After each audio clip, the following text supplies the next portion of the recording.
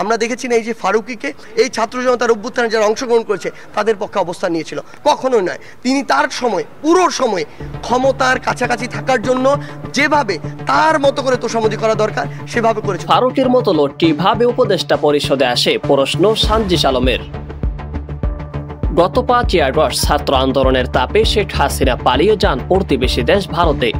এরপর থেকে সেখানেই হয়তো অবস্থান করেছেন বহু মাস।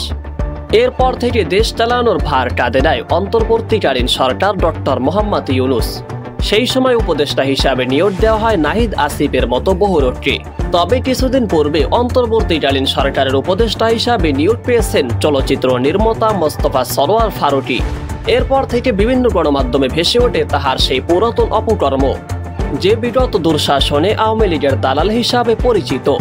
জুনায়েদ আহমদ পলকের সাথে ঘনিষ্ঠতা, পুলিশের আইনজীবী বেনজিরকে মহান মানুষ বানানো, নিজের স্ত্রীকে শেখ মুজিবের স্ত্রীর ভূমিকায় অভিনয় করানো, যুদ্ধ অপরাধের বিচারের কথা বলে শাহবাগীদের নির্লজ্জ দালালি করেছে এই ফারুকী। আর তাকেই কিনা বর্তমানে উপদেষ্টা হিসাবে নিয়োগ দেওয়া হয়েছে। এই মোস্তফা সরোয়ার ফারুকীকে নিয়ে এবার সমালোচনা করেছেন জুলাই শহীদ স্মৃতি ফাউন্ডেশনের সাধারণ সম্পাদক সানজিস আলম। সানজিস আলম আরো বলেছেন, ফারুকী তার পুরো সময় ক্ষমতার কাছাকাছি থাকার জন্য যেভাবে তোষামোদি করার দরকার ছিল তা অবশ্যই সে করেছে। এই ফারুকী কিভাবে এই উপদেষ্টা পরিষদে আসে? এরকম কঠিন সময় নীরব থাকা ও গা বাঁচিয়ে চলা লোককে আমরা কখনোই উপদেষ্টা হিসাবে দেখতে চাই না। আপনি রংপুর বলেন, রাজশাহী বলেন, ময়মনসিংহ বলেন, 3টা বিভাগ থেকে কোনো উপদেষ্টা নেই। আবার সিলেট বলেন, খুলনা বলেন, বরিশাল বলেন, 3টা বিভাগ থেকে মাত্র 3 জন উপদেষ্টা।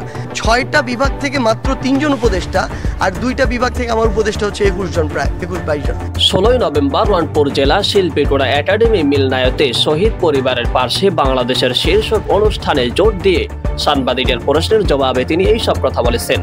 তিনি আরো বলেছেন, তাদেরকে উপদেষ্টা হিসাবে নিয়োগ দেওয়া হচ্ছে, তারা কতটুকু যোগ্য? তারা অবশ্যই যোগ্যতা সম্পন্ন নয়। এর সময় অনুষ্ঠানে তিনি আরো বলেন, প্রত্যেক আহত ভাইয়ের জন্য, আহত বোনদের জন্য যে সুযোগ সুবিধার প্রয়োজন হয় আমরা আমাদের জায়গা থেকে সর্বোচ্চ চেষ্টা করব। অনুগ্রহ করে আমাদের প্রতি ক্ষুদ্র আস্থাটুকু রাখেন। সন্তান হিসাবে হোক বা ভাই হিসাবে হোক আমাদের সঙ্গে সর্বদাই থাকেন। আমাদের হাতটি শক্ত করে ধরে রাখেন। আমরা অবশ্যই আপনাদেরকে সাথে রেখেই কাজ করব। আমরা জীবন দিয়ে হলেও আপনাদের এই আস্থার প্রতিদান দিব। আমরা কথা দিচ্ছি, আমরা আপনাদেরকে কখনো আশাহত করব না।